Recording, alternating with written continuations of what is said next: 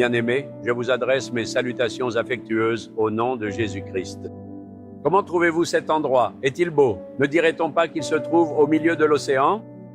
N'y a-t-il pas une ville appelée Rameswaram dans le district de Ramnad, au Tamil Nadu? Sur la route de Rameswaram à Dhanushkoti, ils ont construit une jetée en béton qui s'avance dans la mer. C'est tellement beau, avec les vagues qui s'élèvent de chaque côté et derrière. C'est un endroit merveilleux. Si vous avez l'occasion de venir ici, vous pourrez contempler et admirer la splendeur de la création de Dieu et aussi louer le Seigneur qui a créé tout cela. Quel Dieu merveilleux il est! Les vagues de la mer et toute la nature révèlent la majesté du Seigneur. Eh bien, voulez-vous connaître la parole que le Seigneur a pour vous? Psaume 1, verset 3. Et tout ce qu'il fait réussira. Le Seigneur dit, mon fils, tout ce que tu feras réussira. Ma fille, tout ce que tu feras réussira. Dites-vous, rien ne semble réussir. J'ai beaucoup cherché un emploi, mais cela n'aboutit pas. Nous faisons tout notre possible pour avoir un enfant, mais cela ne marche pas. Nous faisons des efforts pour acheter une propriété, mais cela n'aboutit pas. Nous prévoyons de construire une maison, mais cela ne marche pas. Nous essayons de lancer une entreprise, mais cela ne fonctionne pas. Tout ce que nous entreprenons est bloqué à la dernière minute. C'est le problème de beaucoup de gens. Aujourd'hui, dans ta vie, y a-t-il quelque chose qui n'avance pas ou ne réussit pas? Même si tu persévères, cela échoue à chaque fois. Mais le Seigneur dit aujourd'hui, mon fils, cela prospérera. Ma fille, cela prospérera. Tout ce que tu feras prospérera. Il donne aussi un secret pour cela. Si tu lis le psaume 1, il est écrit, mais son plaisir est dans la loi de l'Éternel, et il médite sa loi jour et nuit. Tout ce qu'il fait lui réussit. C'est la seule façon pour que tes affaires prospèrent.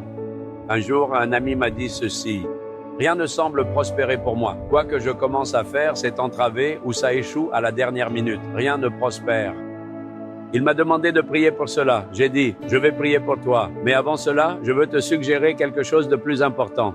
Si tu fais cela, tes affaires prospéreront. » Il a demandé, « Que dois-je faire ?» J'ai dit, tu n'as pas besoin de voyager ni de te donner du mal. Tu n'as pas besoin d'apporter d'offrande ni de donner ta richesse. Médite simplement sur la parole. J'ai lu le psaume 1 pour lui et j'ai dit, prends plaisir dans la parole, lis-la et médite-la chaque jour. Continue à méditer dessus et tes affaires prospéreront. C'est ce que j'ai dit. C'est tout. N'est-ce pas très simple?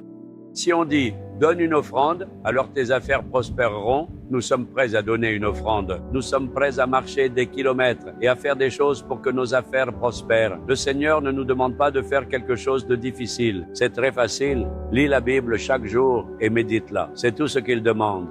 Dès que cet ami s'est engagé et a commencé à méditer chaque jour sur la parole, les obstacles ont été levés. Ses affaires ont prospéré.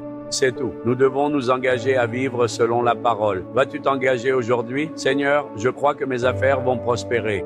Je me réjouirai dans ta parole et je la méditerai. Pose ta main sur ton cœur et engage-toi. Dis, Seigneur, tu fais prospérer mes affaires. Tu me donnes la victoire. Tu enlèves les obstacles.